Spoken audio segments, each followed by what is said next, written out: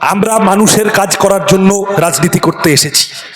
মন্দির মসজিদ নিজের জায়গায়, ধর্ম জাত ভাষা এগুলো নিজের জায়গায়, আর বেঁচে থাকার লড়াইটা মানুষের আর একটু সহজ করার জন্য আমরা রাজনীতি করতে এসেছি।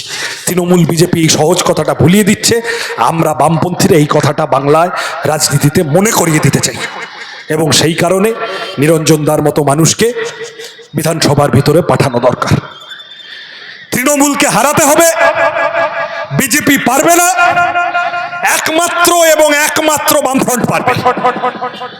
অনেকদিন পরে এই চত্বরের মানুষ কাস্তে হাতুড়ি তারা এই সিম্বল পেয়েছে। আপনাদের সকলের কাছে আবেদন, কাস্তে হাতুড়ি তারায় ভোট দিন, রুজি রুটির কথাকে বিধানসভার ভিতরে পৌঁছে দিন।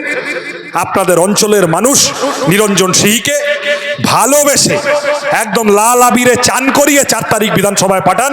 তার জন্য 23 তারিখ যা যা করতে হয় সব করুন। আপনাদের নমস্কার জানিয়ে আমার কথা শেষ করছি। ভালো থাকবেন।